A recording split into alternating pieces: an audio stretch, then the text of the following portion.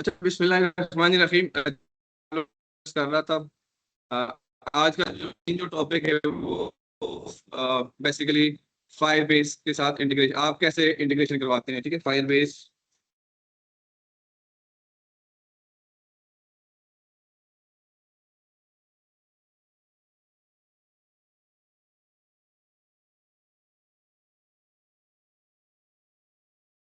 तो ये एक नेटिव एप्लीकेशन है। ठीक है, ये इसको हम आज की लैब में देखेंगे।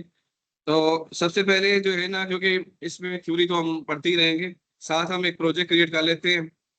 अ, ठीक है, और प्रोजेक्ट में सिंपल इस टाइम जो है ना, लास्ट टाइम मल्टीपल टाइम में जो ब्लैक सेलेक्ट करता आ रहा हूँ, तो वो अभी नहीं कर रहा, बल्कि दूसरी ऑप्शन जो है ना, वो जो लास्ट वाली ऑप्शन है उसको मैं सिलेक्ट करूँ। इवन आप सकते हैं, आप टाइप स्क्रिप्ट भी कर सकते हैं, उसमें जस्ट जो है वो टाइप स्क्रिप्ट है, का लेटर वर्जन के मुताबिक कोडिंग और ये वो तो रही है। ठीक है, तो मैं ये होता है कि आपका जो इनवाइट का फोल्डर आए उसमें ये आ जाता है। ठीक है, तो यहाँ पे आप नाम नहीं इंटीग्रेशन। ठीक है, मैं यहाँ पे जो लैब नंबर लेक्चर नंबर है ना 19, ये रख लेता हूँ। ठीक है, ये कुछ ही देर में ये प्रोजेक्ट क्रिएट हो जाएगा। थोड़ा सा मैं इसका इंट्रोडक्शन दे दूँ आप लोगों को फायरबेस का। अच्छा, कल के लेक्चर में और उससे पहले भी मैंने ये बात की थी कि ए सिंक्रोनस स्टोरेज चीज है ना। ए सिंक्रोनस स्टोरेज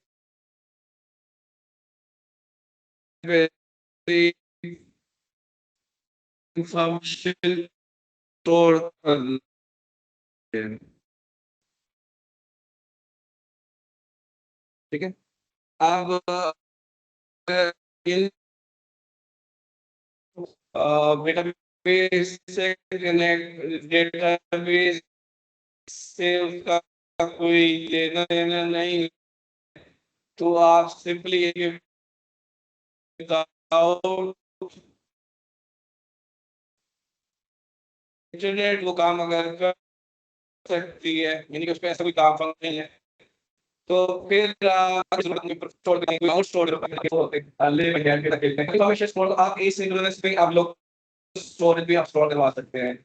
ठीक है, तो ये अनलिमिटेड फॉर्म में डेटा स्टोर होता है, और ये कल इसके बारे में दूसरा जो है हमारे पास स्टोर है, उसमें भी इंफॉर्मेशन स्टोर सकती है, उसपे वो भी होती है, वो इनक्रिप्टेड फॉर्म में होती है, यानी कि आप इसमें सेंसिटिव डेटा स्टोर करवा सकते हैं। ठीक है, यानी कि जैसे आप साइन इन यूजर के पासवर्ड हैं, क्रेडेंशियल्स हैं, सेंसिटिव इंफॉर्मेशन आप उसके लिए वो होते हैं, यानी कि आप round about 2 bytes data store करवा सकते हैं, ज्यादा इंफॉर्मेशन स्टोर नहीं करवा सकते एक्सपोज सिक्योर स्टोर में। ठीक है, तो दोनों चीजें हैं, दोनों लोकल स्टोरेज है। ठीक है, तो थर्ड है ये जो आपके पास फाइल बेस है, ये आपका रियल टाइम डेटाबेस है। अच्छा, इसके अंदर भी दो अप्रोचेज हैं, मैं भी करूंगा कि ये आपका लोकल नहीं है, ये तो रिमोट डेटाबेस है। यानी अगर आपने ट्रेडिशनल डेटाबेस नहीं है फाइलबेस ना, ये तो आपके पास नो एसक्यू को फॉलो करता है। इसके अंदर दो अप्रोचेज है, तो हम डिस्कस करेंगे। ठीक है, बेसिकली ये रिमोट डेटाबेस है। ठीक है, आपका ए6 स्टोरेज जो था या एक्सप्लोसिव स्टोर, उन दो स्टोरेज है, ये आपका रियल टाइम डेटाबेस है और ये रिमोट डेटाबेस है। ठीक है, डिफरेंसेस है। और इसके अलावा आज की जो तो मैं इसका आपको बेस हम फाइल बेस है क्या, हम ट्यूशन को यूज करें हमको देखेंगे। फाइल बेस वर्सेस इसके अंदर भी दो अप्रोचेस हैं, जैसे मैं बात की कि एक file base real time database है और दूसरा फाइल स्टोरेज के बारे में देखेंगे। ठीक है, तो file is well by for building mobile and application. आप न सिर्फ इस पे यूज कर सकते हो, किसी की अगर आपकी एप्लीकेशन वेबसाइट्स हैं उसके साथ भी आप फाइल बेस कनेक्ट करवा सकते हैं।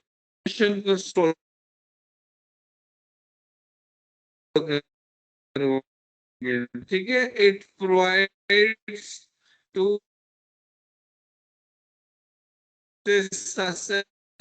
such as authentication sign in करना है, साइन अप करना है, तो इसके अंदर एक पैकेज मौजूद है। उस पैकेज को आप इंस्टॉल करेंगे तो इसके अंदर गूगल से करना चाहते हैं ऑथेंटिकेशन, आप एमएसएल से करना चाहते हैं, या आप किसी और से करना चाहते हैं, वो इंटरनेट आ सकते हैं। ठीक है अभी इसके अलावा रियल टाइम डेटाबेस जैसे आपके पास एसएसएल होता है। इसके अलावा क्लाउड स्टोरेज, क्लाउड आपकी जो मोबाइल एप्लीकेशन है वो कहाँ से एक्सेस हो रही है, कौन एक्सेस करता है, किस सिटी से यूज करता है, लेकिन उसकी कंप्लीट जो स्टेटिस्टिक लोकेशन से इसको एक्सेस किया जाता है, और कौन सी प्रोडक्ट बाय की जाती है, कहाँ से बाय की जाती है, एक्सेस की जाती है, कितनी देर में यूजर जो है वो एप्लीकेशन को यूज करता है, कंप्लीट जो इसकी जो इंफॉर्मेशन है, स्टेटिस्टिक्स है, एनालिटिक्स है, वो इसके अंदर बिल्ट इन होता है, वो आप यूज कर सकते हैं एंड मोर। ठीक है, इसके अंदर फाइल, इसके जो हम फाइल जो है दो चार रियल टाइम डेटाबेस है, ठीक है। और दूसरा जो है आपके पास cloud hosted no SQL database that allow to be stored and synchronize in real time across all connected clients। Basically इसमें ना दो अप्रोच, एक आपके पास, एक है आपके पास ये, अगर मैं प्रीवियस स्लाइड में जाऊं, एक हमारे पास ये है file this real time database. ठीक है, इसमें जो स्टोर होता है ना वो बेसिकली पावे फिक्स पॉइंट स्टोर होता है। उसमें ना क्लाउड फाइल स्टोर से स्टोर होती है, दोनों नो एसक्यूएल। आपका जो अभी तक आपने डीबीएमएस देखे हैं ना, आपके पास एसक्यूएल है, ओरेकल है, जो इनके आपको माई एसक्यूएल है, जो आप पीएचपी में पढ़ेंगे डब्ल्यूटी में, माई एसक्यूएल है ना, वो स्पेशली पीएचपी के लिए है। ठीक है, सारे डीबीएमएस सेम ही होते हैं, लेकिन वो रिलेशनल डेटाबेस होते हैं, चाहे ओरेकल हो, चाहे माई एसक्यूएल है, चाहे जो ना एसक्यूएल हो, वो सारे आपका रिलेशनल डेटाबेस, उसमें आप रिलेशन बनाते हैं, टेबल बनाते हैं, रोज और कॉलम्स होते हैं ना, एक पूरा आपके पास प्राइमरी की फॉर्म की का वो होता है। लेकिन नो एसक्यूएल में ऐसा होता है कि आप जो है वो ये चीजें नहीं बनाते, आप जो है ना वो डेटा को स्टोर करते हैं एक हायरार्की में, जेसन की फॉर्म में। जैसे आपने जेसन की फाइल लैब 1 में की है, जेसन में ना आप यानी कि आपकी की वैल्यू पेयर पे इंफॉर्मेशन स्टोर होती है उसका, ठीक है। दूसरा जो है इसमें तो की वैल्यू पे, इसमें इंफॉर्मेशन स्टोर होती है की वैल्यू पे भी, लेकिन जो है ना ये डॉक्यूमेंट्स में स्टोर होती है, कलेक्शन में स्टोर होती है। ठीक है, नोटिस, ठीक है। इस application require live updates such as chat apps and collaborative tools, यानी कि जैसे चैट्स ऐप होती है ना, उसके लिए आपका रियल टाइम डेटाबेस, यानी कि आपने एक मैसेज किया वो फौरन जो है ना आपके कंसोल पे आ गया, चैट पे आ गया, दूसरे ने उस चैट का रिप्लाई किया फौरन आ गया, तो इंस्टेंटली रिप्लाई आ जाता है, तो ये रियल टाइम डेटाबेस है। तो आप, अच्छा, why we need React Native simplify backend development, इसको बैकएंड सर्विसेज भी कहते हैं ना, जैसे बैकएंड सर्विसेज इसके ऑफिशियल डॉक्यूमेंट है ना, क्योंकि बैकएंड सर्विसेज से बराबर ही के, जैसे कंप्यूटिंग के बारे में पढ़ा होगा कि computing provide different services like software as a services, तो वो आपको सॉफ्टवेयर की फॉर्म में ऑनलाइन अवेलेबल है। ठीक है, जैसे आपको जीमेल चाहिए या आपके पास कोई और एक्सेल चाहिए तो ऑनलाइन अवेलेबल है, तो वो सॉफ्टवेयर एज अ सर्विसेज है। इसे जैसे प्लेटफॉर्म एज अ सर्विस है, आपको कंप्यूटर के लिए स्टोरेज चाहिए तो प्लेटफॉर्म पास है। ठीक है, इंफ्रास्ट्रक्चर चाहिए आपको, डिफरेंट कंप्यूटर चाहिए, मतलब इसी तरह से इसको बैकएंड सर्विसेज भी कहते हैं। आपको ना बैकएंड डेवलपमेंट के लिए सर्विस प्रोवाइड करता है, ऑनलाइन डेटाबेस प्रोवाइड करता है। ठीक है, offer real time database and cloud storage, provide built in authentication, ये पहले भी बात हो चुकी है, integrate seamless with react, easily आप इसको इंटीग्रेट कर सकते हैं, offer analytics and monitoring tools. ठीक है, इंस्टॉलेशन करते हैं इसकी आप लाइब्रेरी, ठीक है, इंस्टॉल इस कमांड से आप कर सकते हैं। फिर इसके अलावा आप ये इसकी अगर कोई आपने जैसे ऑथेंटिकेशन करनी है, फिर आप इसे अलग से आप फिगर करना है, ठीक है। इसी एडिंग हम इसकी वेबसाइट पे जाते हैं वहां पे, ठीक। अब डिफरेंस ये है कि difference between file base real time database and file store database structure.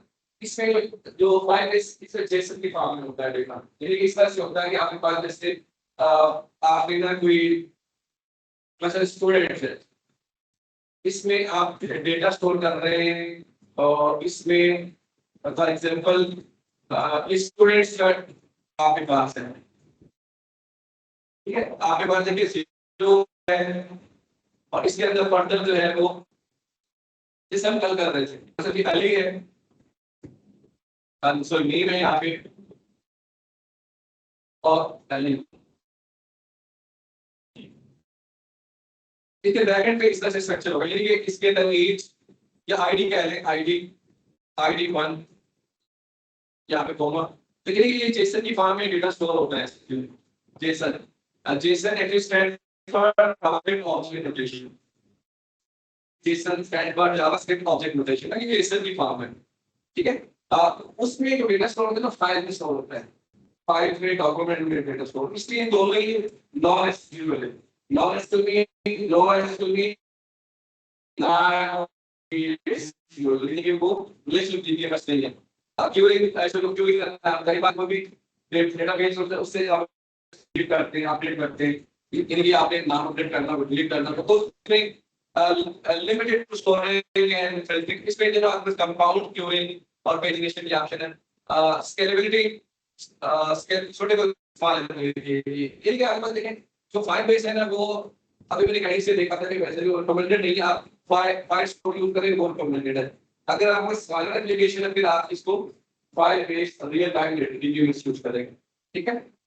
Design for scalability, यानी कि अगर फाइल स्टोर है ना तो ये क्लियर हो जाएगा क्योंकि हम इस पे काम नहीं करेंगे फाइल स्टोर पे, हम इस पे करेंगे फाइल पे, क्योंकि आपके कोर्स पे ही है ना। अब एनी और दोनों में सेम ही है, तो रियल टाइम अपडेट्स यस दोनों में है। ये आपके जैसे चैट, क्योंकि चैट एप्लीकेशन होती है रियल टाइम होती है, आप इंस्टेंट रिप्लाई करना होता है तो वो आप रियल टाइम।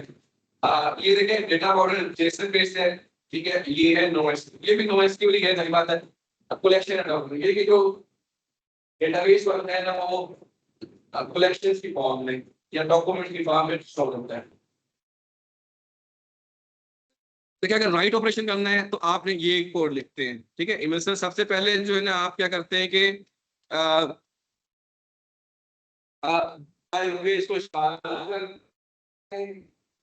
ठीक है और उसकी डेटाबेस बनाते हैं, जैसे कल हमने बनाया था ना, उसके बाद क्या किया था आपने कॉन्फ़िगरेशन की थी आपको ये फाइल, उसके बाद जब आप फाइल पे इंस्टॉल कर चुके होते उसके पहले बार तो फिर उसके बाद ना आपने इसका एक रेफरेंस स्टाइल होता है डेटाबेस, ठीक है।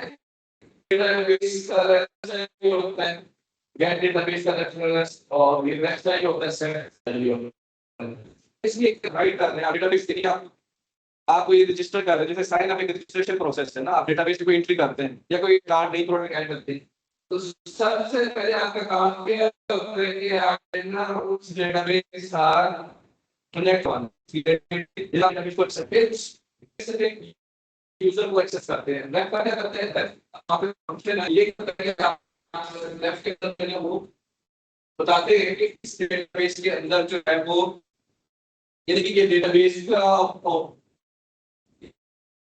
ये तो टेबल दिया है उस टेबल्स को आप एक्सेस करते हैं, सेट ऐसी कुछ एक्सेस की हुई है, यानी कि उसको आप स्टोर, ठीक है। मेरे ख्याल में इतना इनफ है। हम जो है ना सबसे पहले क्या करते हैं, देखिए कल मैंने देखिए एक डीएस बनाया था स्कूल मैनेजमेंट सिस्टम, ठीक है। मैं थोड़ा सा डिफरेंट कर लेता हूँ, यहाँ पे एक नया नया प्रोजेक्ट बनाते हैं स्पोर्ट्स वाला, अच्छा चलिए स्पोर्ट्स वाला बना लेते हैं, तो प्लेयर का टेबल बना लेंगे।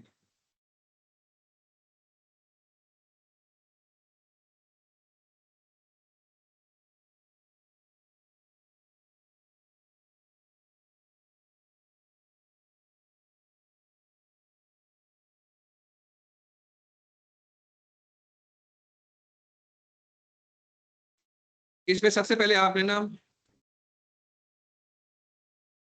यहाँ पे क्रिएट प्रोजेक्ट में एक चीज देखना चाह रहा हूँ।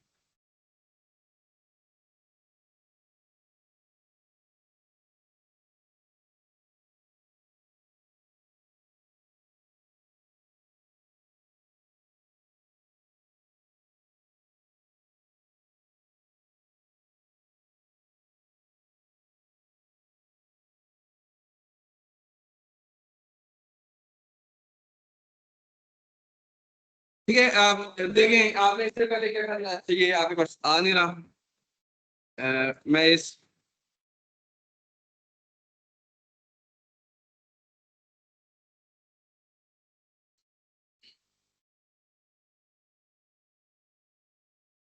ठीक है, सबसे पहले आपने क्या करना है कि फायरबेस की वेबसाइट पे जाएंगे आप, ठीक है।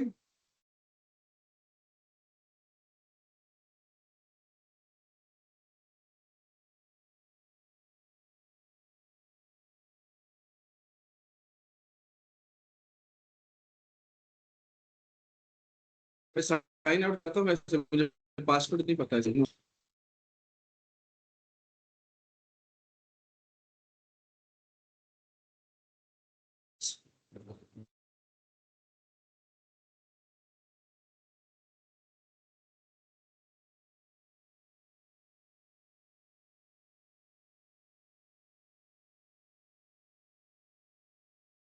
हम्म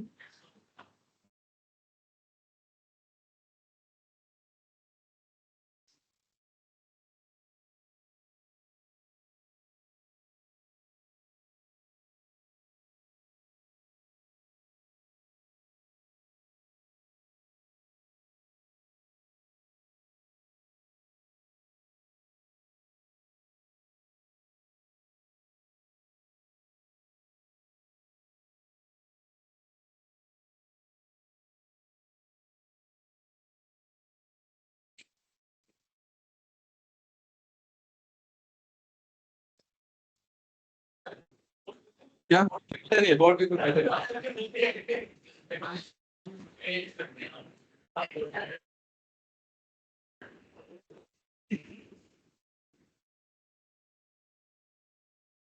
देखिए जब आप तो ठीक है, आपने वेबसाइट में तो दूसरी स्टार्ट में ये हो गए फायरबेस के साथ आपने लिंक करवाना है, ठीक है। आप लोगों ने सेमेस्टर प्रोजेक्ट की उसके पास नहीं है तो वो उस पे भी आपने डेटाबेस में डिलीट करना है, ठीक है। सबसे पहले ये फायरबेस की ऑफिशियल साइन अप करेंगे और अब उसके बाद आपने क्या करना है कि यहाँ पे गो टू कंसोल लिखा हुआ है ना, तो आपने गो टू कंसोल पे जाना है। मैं पहले करते हैं,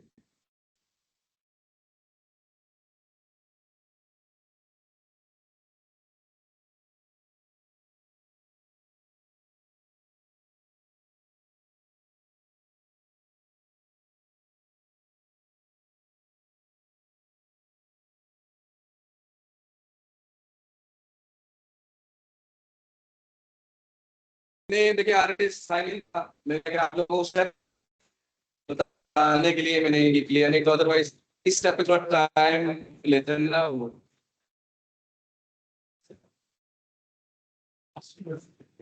पासवर्ड क्या था यार?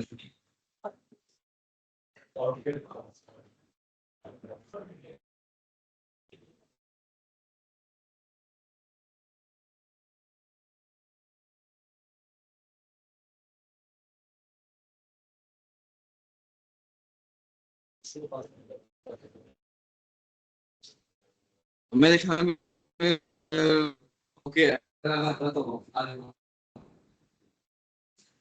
एक नजर डिफिकल्ट नहीं है, जो स्टेप्स अगर आप रिपीट करेंगे तो वो आगे बता काम करो। अगर मेरी वीडियो को आप देखेंगे तो फिर आप एक सीक्वेंस हो जाएंगे, लेकिन अदरवाइज हर इन्वायरमेंट पर नहीं और क्या है आप नहीं रखा नहीं। अब गोल को कंसोल पे जाना है। अभी देखें, एक ये कल मैं करवा चुका हूँ, ठीक है, ये चीजें मैं कल करवा चुका हूँ, अगेन मैं रिपीट कर रहा हूँ। तो अब देखें, ये कल मैंने प्रोजेक्ट बनाया था school management system, multiple projects आ रहे हैं, ठीक है। और इसमें आप 4 से ज्यादा प्रोजेक्ट्स नहीं बना सकते, 3-4 मेरे साथ अगर मुझे एरर आया ना, तो वो कहेगा कि आप मजीद प्रोजेक्ट नहीं बना सकते, क्योंकि फ्री अकाउंट है, फ्री में आप ज्यादा प्रोजेक्ट नहीं बना सकते, ठीक है। तो मैं यानी और यहाँ पे क्लिक करता हूँ create new fire based project. सबसे पहले प्रोजेक्ट क्रिएट करना है। आपका कोई भी क्वेश्चन है मुझसे पूछ। अब यहाँ पे प्रोजेक्ट नाम आपने क्या स्पोर्ट का बताया, तो मैं स्पोर्ट,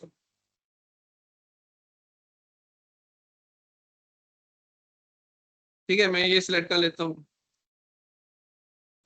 और यहाँ पे देखें ये एनालिटिक्स जो बात हो रही थी ना, ये फीचर्स है ना, मैं इसको फिलहाल जो है डिसेबल कर देता हूँ, ठीक है। अब ये रिकॉर्डिंग भी हो रही है, बाद में आप इसको देख भी सकते हैं, ठीक है। तो ये पहले प्रोजेक्ट क्रिएट करना है, फिर उसके बाद आपने क्रिएट करना है, फिर सारे स्टेप पे स्टेप आप लोग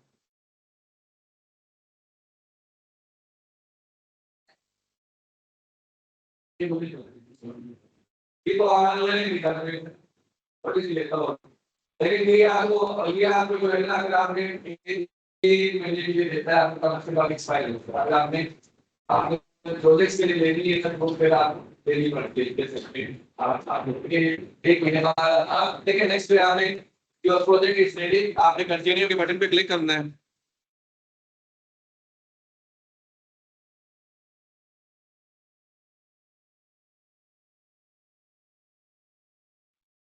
ठीक है, आपके देखें यहाँ पे किताब पे देखें ये ड्रॉप डाउन मेन्यू आ रहा है ना, इसमें देखें मल्टीपल प्रोजेक्ट्स आ रहे हैं, द करंट स्पोर्ट सिलेक्टेड है, ठीक है। यानी कि ये सिलेक्टेड है, आपने मेक श्योर कर लें इस जो भी जिस प्रोजेक्ट के अंदर डेटाबेस क्रिएट करना चाह रहे हैं वो स्पोर्ट्स है ना, क्योंकि इन्होंने कहा कि स्पोर्ट है, स्पोर्ट्स वाला जो है ना प्रोजेक्ट क्रिएट करें। उसके बाद आपने क्या करना है कि यहाँ पे देखिए लेफ्ट साइड पे आपके पास आ रहे हैं और एक आ रहा है यहाँ पे, मैं थोड़ा सा इसको अभी मैं स्लाइड में आप लोगों को बता रहा था कि 2 तरह के इसके अंदर डीबीएमएस होते हैं। एक आपके पास एक फाइल स्टोर है और एक आपके पास रियल टाइम डीबी डेटाबेस है, ठीक है। तो हम रियल टाइम डेटाबेस पे काम करेंगे, ठीक है। तो इस सबसे पहले हम जो है वो क्या करते हैं कि एक इस ठीक है, एक हम टेबल बना एक डेटाबेस बनाते हैं, उसके अंदर टेबल तो क्रिएट, इसका नाम आई थिंक वही जो प्रोजेक्ट का नाम होगा वही डेटाबेस का बन जाएगा। लोकेशन आप सिलेक्ट कर लें। उसके बाद कल मैंने ये चीज बताई थी कि ये लॉक मोड और start test mode. Lock mode में ये है कि आप जो है ना वो जो अपने रूल सेट कर सकते हैं, यानी ये टेबल के रूल है, आपके टेबल से डेटा रीड होगा या राइट भी होगा। अगर दोनों ट्रू रखेंगे तो भी कि दोनों रीड और राइट दोनों हो सकते हैं, ठीक है। स्टार्ट इन टेस्ट मोड का मतलब ये है कि वो 30 डेज के लिए जो है ना आपको वो रीड एंड राइट प्रोवाइड कर देगा, ठीक है। उसके बाद वो आपको फिर आप जो है ना आपको फिर सेटिंग करनी पड़ेगी, ठीक है। तो मैं ये फर्स्ट ऑप्शन सेलेक्ट करता हूँ, स्टार्ट इन लॉक मोड, यानी कि ये दोनों फास्ट है बाइट फास्ट, इसको मैं ट्रू करूंगा ना, मीन कि कोई भी इसको डेटाबेस में ना तो कोई रीड कर सकता है ना कोई वो कर सकता है, राइट कर सकता है, यानी कि इसके मैं भी रूल सेट करता हूँ।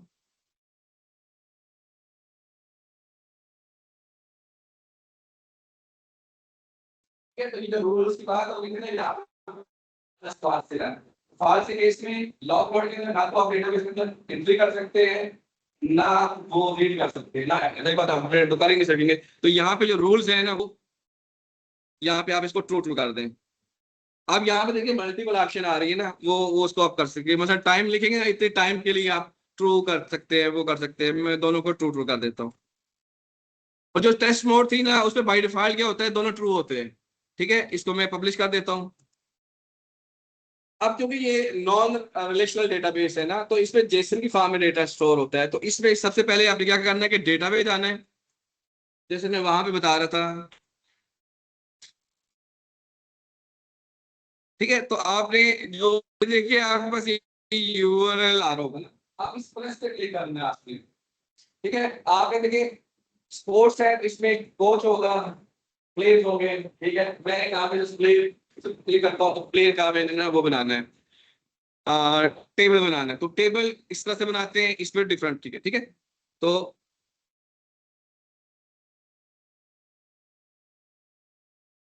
प्लेयर्स, ठीक है, ये आप इस पे क्लिक करें और उसके बाद आपने क्या करना है कि आप इस पे क्लिक करें,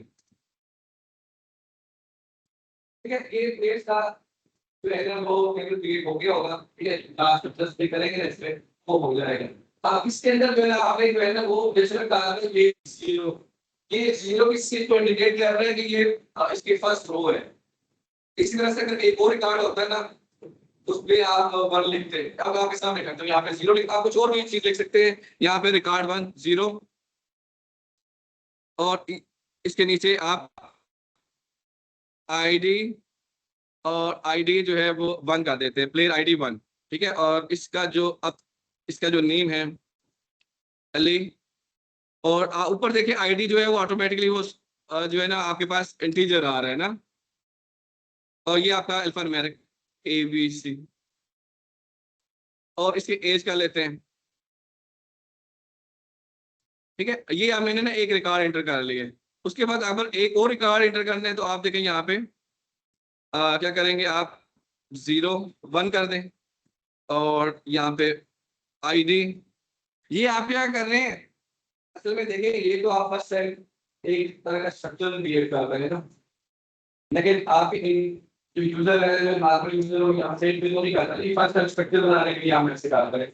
नहीं तो हम नेक्स्ट टाइम आज में डेटाबेस से रिजल्ट को कैसे फेच करते जैसे कल हम कर रहे थे वो करेंगे। नेक्स्ट क्लास में हम जो है ना वो आप रिकॉर्ड कैसे फॉर्म से कैसे डेटा रिकॉर्ड एंटर करते हैं अपडेट डिलीशन नेक्स्ट क्लास में करेंगे, ठीक है। तो ये नेक्स्ट है वो आईडी यहाँ पे लिखते हैं, जैसे मैंने उसका 1 किया था यहाँ पे इसका 2 कर लेते हैं, ठीक है। और प्लस पे क्लिक करें नेम,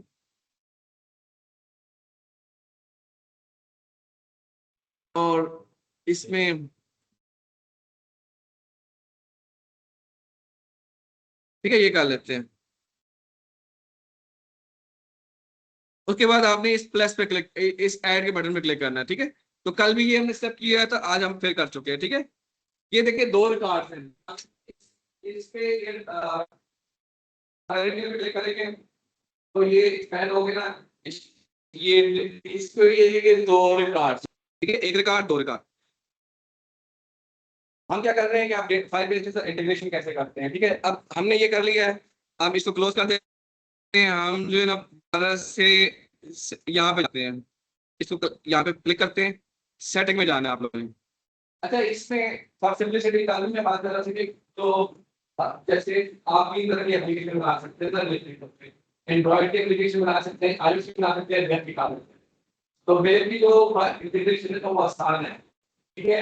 इसलिए मैंने वेब की इंटीग्रेशन करूंगा। आपके सामने यहाँ पे देखें आ रही है, इसके आप जब नीचे जाएंगे आप यहाँ पे देखें आईओएस, एंड्रॉइड और वेब, तो मैं वेब के लिए कर रहा हूँ, ठीक है। आगे वेब पे क्लिक करना है, यहाँ पे आपने प्रोजेक्ट का अपनी एप्लीकेशन का नाम लिखना है,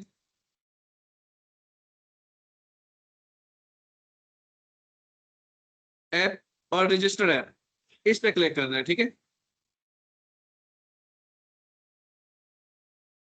अच्छा उसके बाद नेक्स्ट स्टेप आपने क्या करना है कि फाइल बेस की इंस्टॉलेशन करनी है। अच्छा इस पे और भी बहुत सारी चीजें करनी होंगी, वो टाइम टाइम कंज्यूमिंग। यहाँ पे कोड डॉट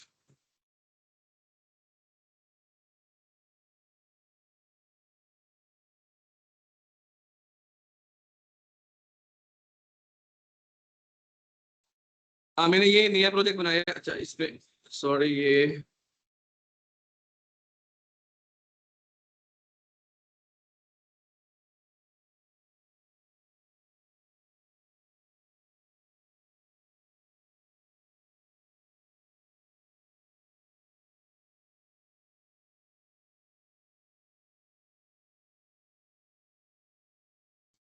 ठीक है, ये अभी देखिए बिल्कुल नया प्रोजेक्ट है, इसमें कोई भी पहले से काम नहीं हुआ। इसमें नई चीज ये है कि एंड्रॉइड और आईओएस का मैं बार बार बात कर रहा हूँ, ये जो लास्ट वाली ऑप्शन सेलेक्ट करते हैं एंड्रॉइड आ जाते हैं, ठीक है। और ये काफी हैवी साइज का फोल्डर है, पहले नहीं इसलिए करवाता था कि जो है ना इसकी जरूरत नहीं थी ना। तो यहाँ पे जो है ना सबसे पहले हम कंसोल पे जाते हैं, फायरबेस की इंस्टॉलेशन करते हैं। स्टेप 1 मैं बता रहा हूँ कि उसके बाद आपने कॉन्फ़िगरेशन के बाद फायरबेस, अच्छा इसके बाद आपने क्या करना है, आपने ना कॉपी कर लेना कोड। कॉपी करने के बाद आपने कुछ चेंजेस करनी है, यहाँ पे एक फाइल बना लें, कहीं भी फाइल बना सकते हैं, वो फिर आपने लिंक करवानी होगी। फायरबेस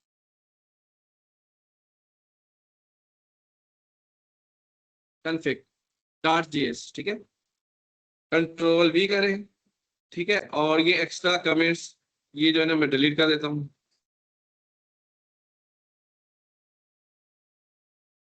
और यहाँ पे हमने कल लिखा था डिफॉल्ट, ताकि ये वाली फाइल जो है नेक्स्ट में अवेलेबल हो जाए। डिफॉल्ट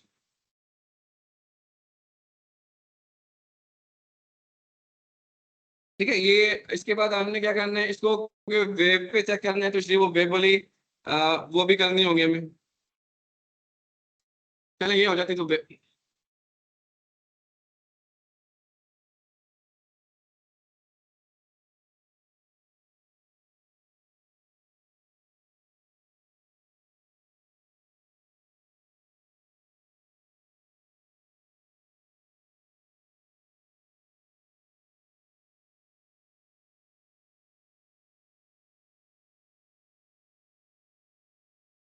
एक्सपोर्ट लिखना है हमने।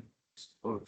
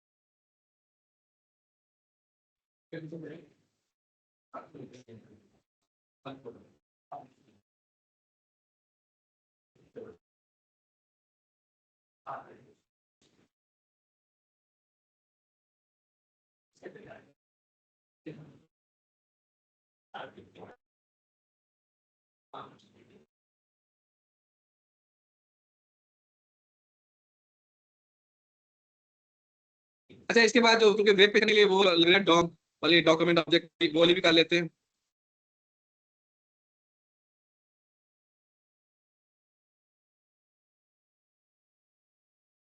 अच्छा, इसके बाद ये वाला कोड जो है वो नहीं भूल जाती है वो 40 पेज जो है ना, ऑफिस चले।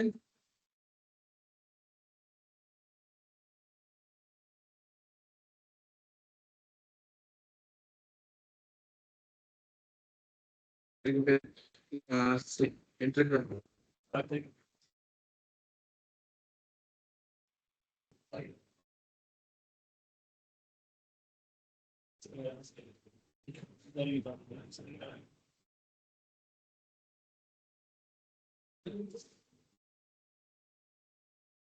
अच्छा, अभी ये आपने क्या करना है कि आपने जनरेट करवा देना। सबसे पहले वाली फाइल जो आपने कॉन्फ़िगरेशन वाली है उसको आपने करना है ना, तो जो कल एरर भी आ रहा था, यहाँ पे आपने क्या करना है, इंपोर्ट ऐप। बेसिकली ये ऐप क्या चीज है, ये वाला आपके पास जो ये है बंद हो गया।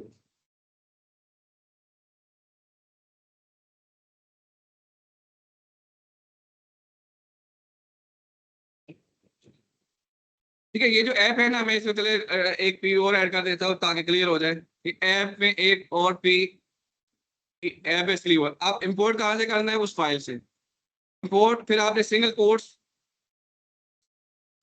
में आपने डॉट प्रेस करना है, फॉरवर्ड / फायरबेस कॉन्फ़िग। तो ये आ गए, ये आपने देखे। आप क्या कर लेंगे, हम क्या नो टॉकिंग,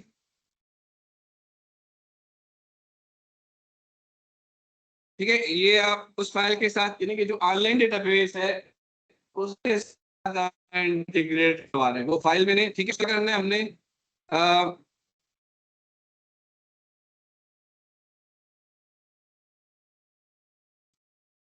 उसके बाद देखिए हमने ये बताया था कि वो जो डेटाबेस है, डेटाबेस का जो रेफरेंस लेना है और उस टेबल का नेम लिखना है, क्योंकि मैंने टेबल प्लेयर्स का लिखा है ना।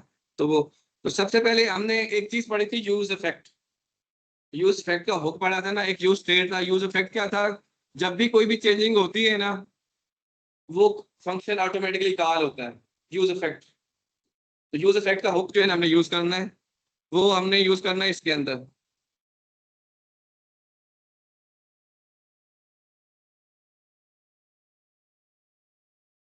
ठीक है, तो यूज इफेक्ट ये रिएक्ट नेटिव से आपने करना है।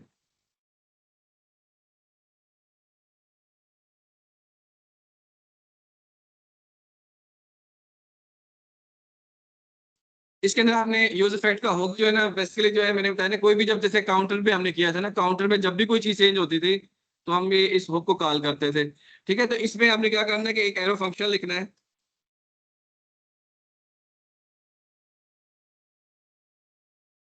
ये हमारा एरो फंक्शन हो गया। ठीक है, अब इसके अंदर आपने क्या करना है,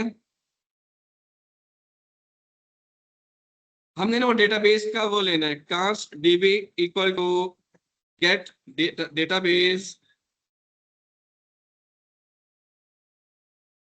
ठीक है, ये database,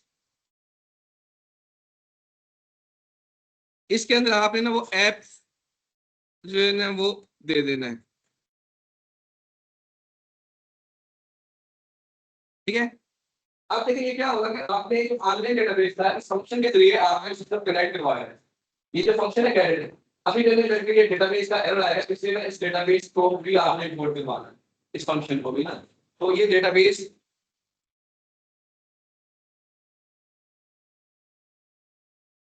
import get database from, ठीक, इस डेटाबेस। इसके अलावा हमें इसके लिए चाहिए, रीड करने के लिए हमें रेफ चाहिए, रेफ चाहिए, अन वैल्यू चाहिए।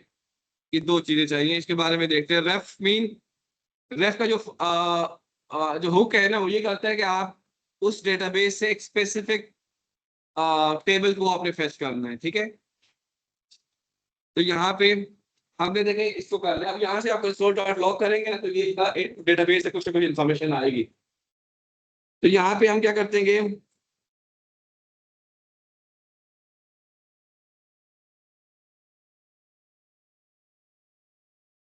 रेफ,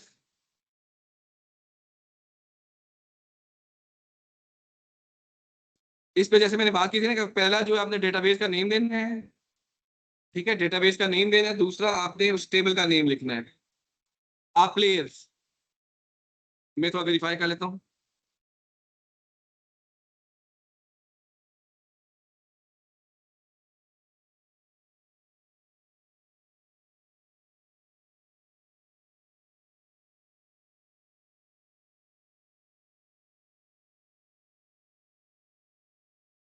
ये L Y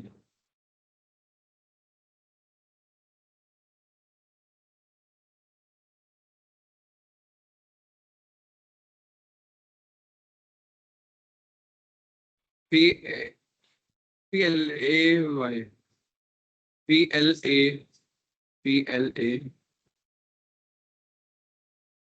P L A Y R. ठीक है, पी एल ए, यहाँ पे सेमीकोलन दे दें। अब यहाँ पे लेकिन जो रेफ है ना, मैंने पहले इस डेटाबेस से स्पेसिफिक इस पे आप आ रहे हैं। आप उसके बाद देखिए आन वैल्यू है, आन वैल्यू का जो है ये वाला जो है, ये वैसे क्या करता है, करंट स्टेट जो है आपके करंट स्टेट जो आपके डेटाबेस की है, फिर बताया कि आपका जो फाइल है रियल टाइम डेटाबेस है, उसकी करंट स्टेट जो है उसको अपडेट करते हैं। ओके, हमने रिट्रीव कर रहे हैं डेटा, हम सर्च नहीं हुआ है।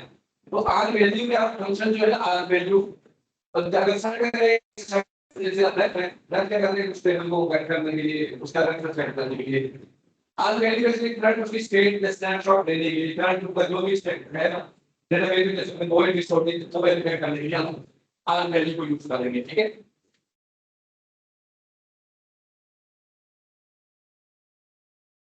अन value,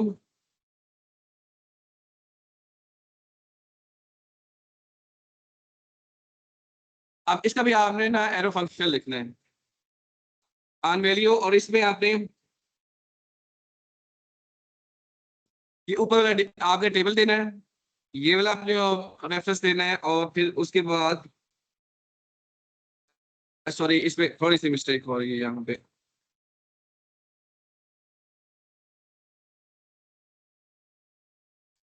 on value db ref, और दूसरा आपके पास जो है एरो फंक्शन इसके अंदर है।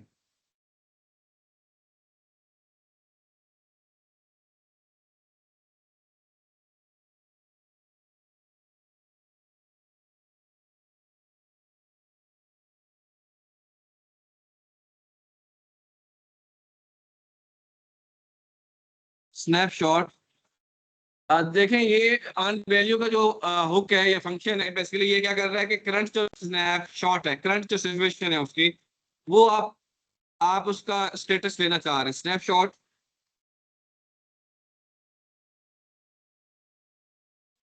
उसको आप स्टोर करवा रहे हैं, लेट डेटा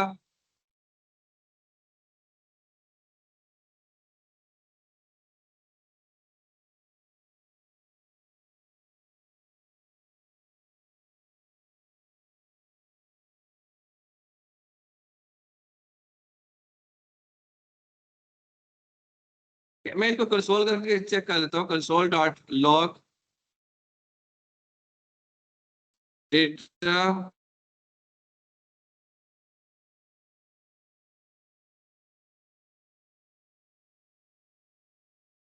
अच्छा इस पे आपने ना फायर बेस लॉगिन भी करना है। फायर बेस लॉगिन, देखिए ऑलरेडी लॉगिन है, और उसके बाद npm रन स्टार्ट।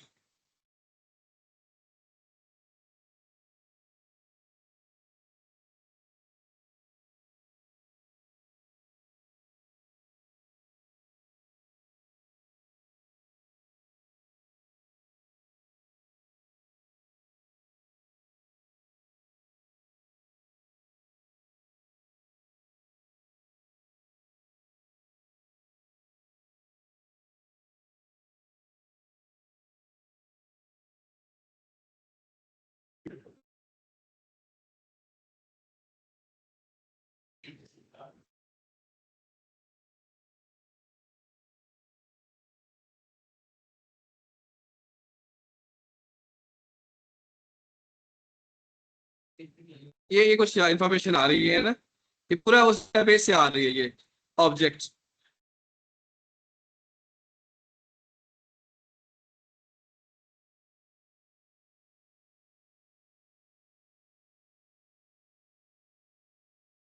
अभी हम ये करते हैं कि जैसे हमने कल किया था ना, एक यूज स्टेट यूज करते हैं। तो ये अभी ठीक है ना, इस डेटा के अंदर जो है ना, वो डेटा पूरा उस टेबल का आ गया। ठीक है, वो मैंने भी आपको दिखाया है कि वो स्पेशली जो ऑब्जेक्ट सारा इसको ना फ्लैट लिस्ट से डिस्प्ले करवाते हैं। ठीक है, हम सबसे पहले क्या करते हैं कि जो रिकॉर्ड आएगा ना, उसको हम ना यूज स्टेट के लिए हम सेट करवाते हैं। ठीक है, तो यहाँ पे जो है ना, यूज स्टेट को यूज करते हुए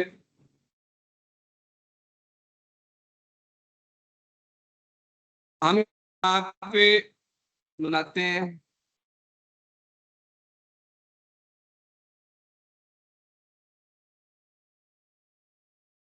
प्लेयर्स, सेट प्लेयर्स।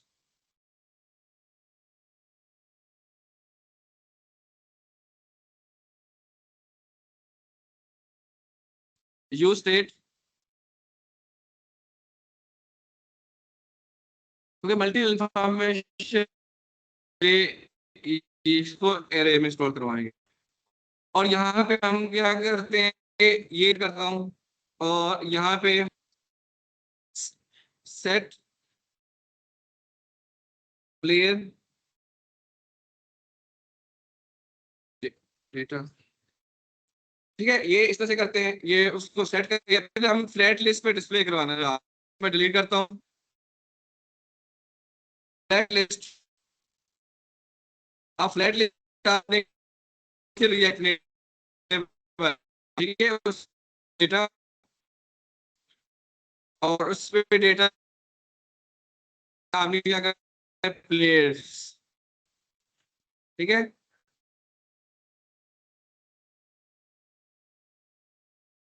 फिर ये तो इसके लिए रेंडर आइटम है, तो रेंडर आइटम अब यहाँ पे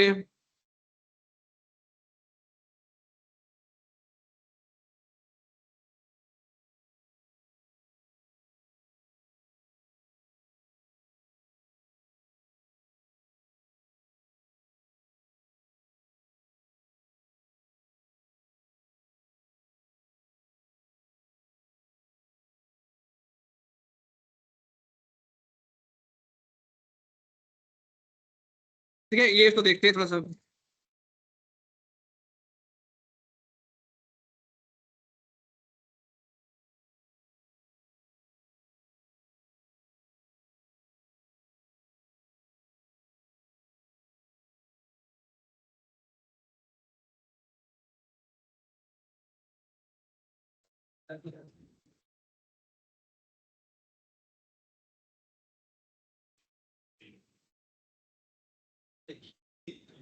जी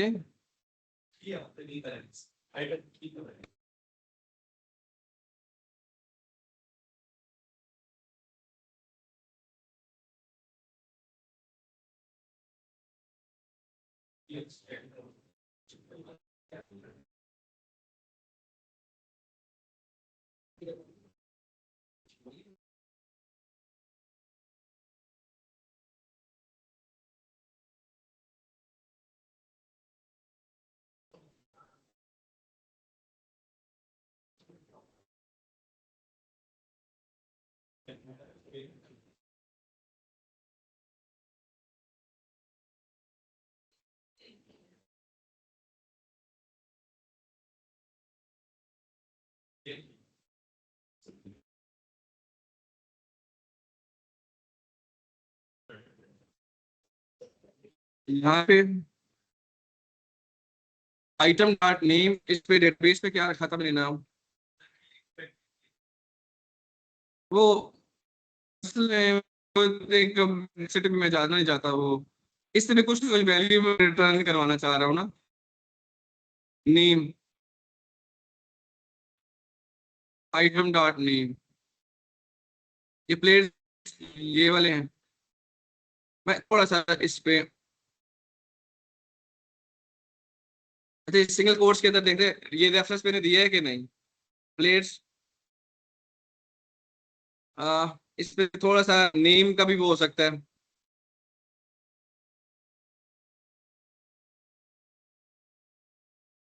ये देखिए प्लेट्स की स्पेलिंग थोड़ा सा आप मेरे साथ देखिए, ये सेम है प्लेट्स, YERS। और उसके बाद अनवैल्यू DB रेफ, ये हो गया। एरर भी नहीं कुछ दे रहा ना। स्नैपशॉट वैल्यू सेट प्लेयर्स, एक चीज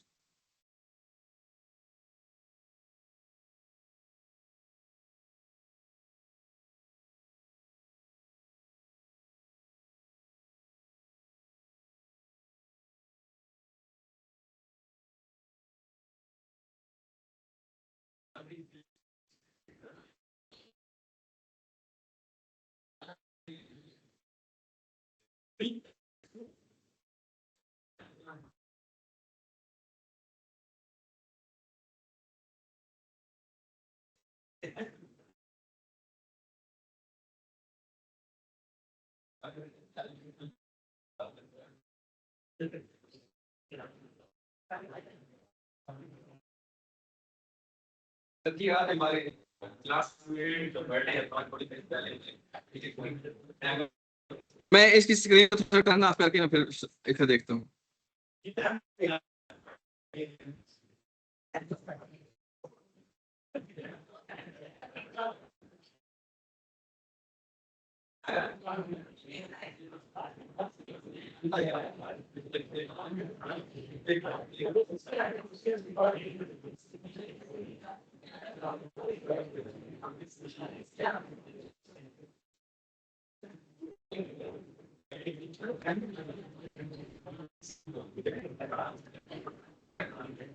इसमें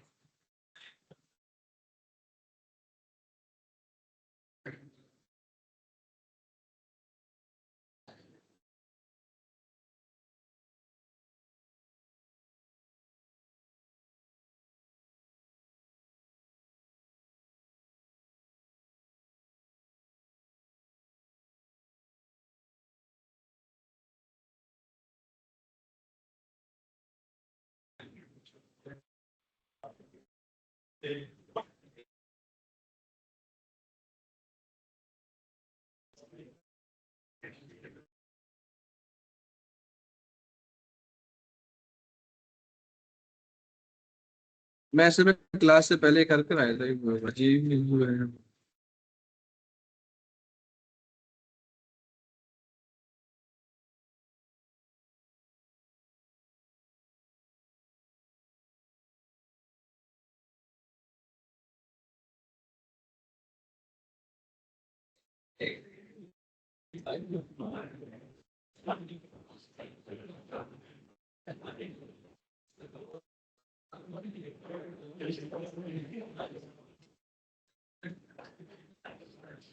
मैं इस पूरे उसको जो है ना वो कॉपी कर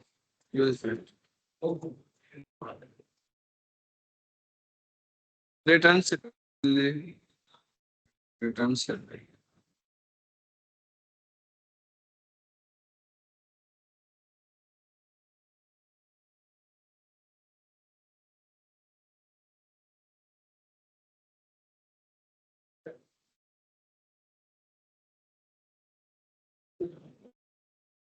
सेट प्लेयर।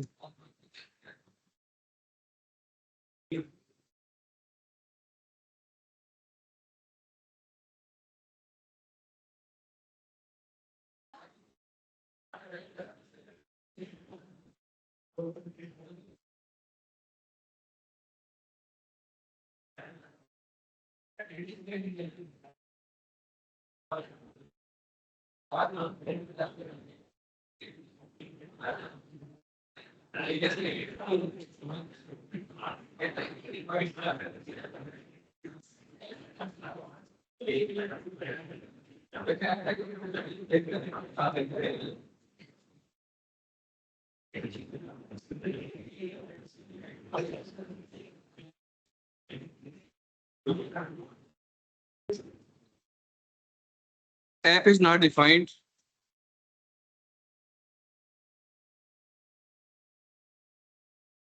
अच्छा ये देखें ना, यहाँ पे एक एरर देखें। ऐसे देखें हमें जो यहाँ पे मैंने यहाँ पे जो चेंज किया था ना वो ए डबल पी है था। तो ये देखें मेरे एरर ये भी है ना, आपने जो जो रिमोट डेटाबेस है ना उससे आप जो करवा रहे हैं वो वेरिएबल का नेम ये वाला है।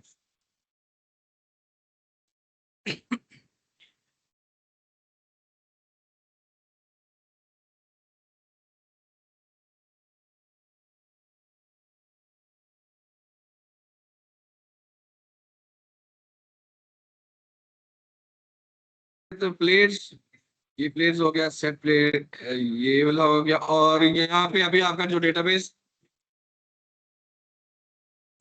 प्लेट्स।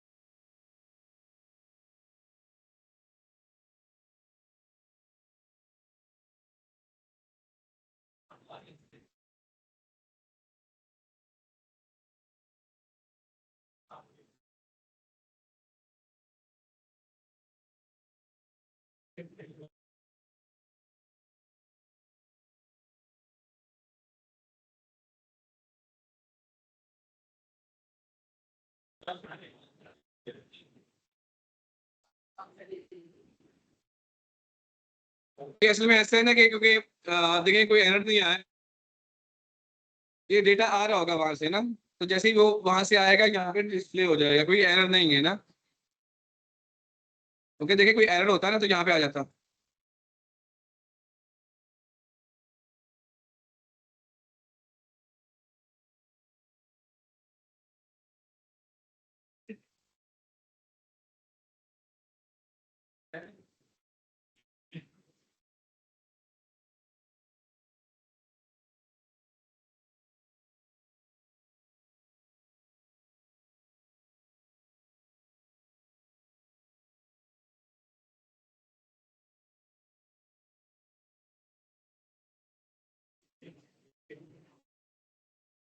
Yeah.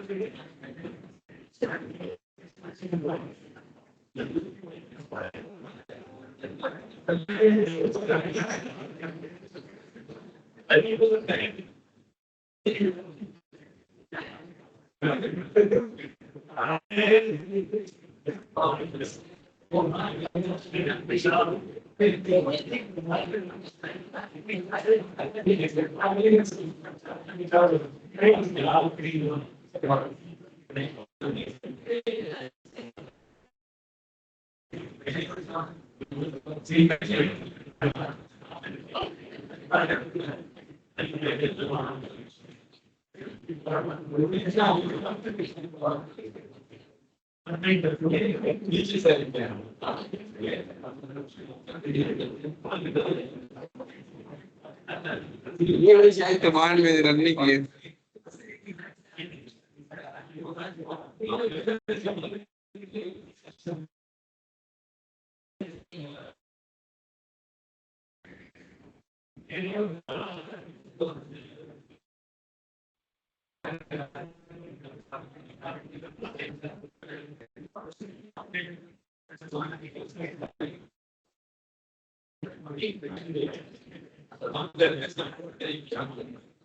अच्छा, मैंने ये वाली कमांड शायद रन नहीं की थी। npm install firebase पहले की थी ना, npm install -c firebase tool। I think ये कमांड भी रिक्वायर्ड होती है उसके लिए, ये ग्लोबल इंस्टॉलेशन के लिए होती है। तो मेरी ये ना इसकी वजह से वो डेटा आना, यानी कि वो आपके पास देखिए आज से 4 लेके फेच होके आ नहीं रहा था, ये एरर नहीं था। आपने जो है फायर बेस डैश लॉगिन वो वाली कमांड भी लिखनी पड़ती है, वो आपके साथ की थी। आप अगर वीडियो देखेंगे ना उसमें वो आ रही होगी।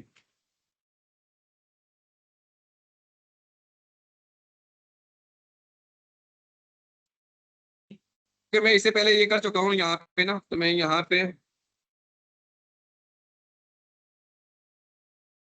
ये डेटा जो रिकॉर्ड आ रहे हैं ना, ये डेटाबेस से आ रहे हैं ना। अब ये वही वही प्रोसेस है जो कि पहले मैंने किया था। अब मैं डेटा शो हो गया इसी तरीके से। क्या अगर ये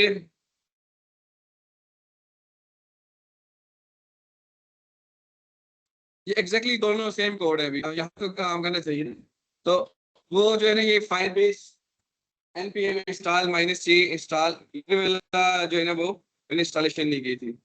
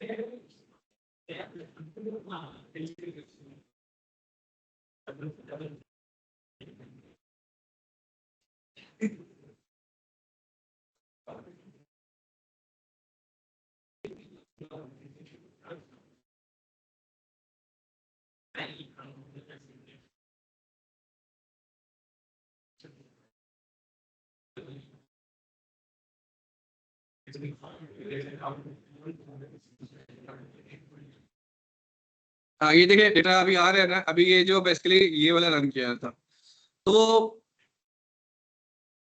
जो था ना, ये देखिए ये वाला है आपके सामने ये वाला। तो इसमें ना वो फाइल बेस्ड टूल नहीं किया। मैं इसको अनडू कर लेता हूँ, वही वाला कोड दोबारा से करते हैं।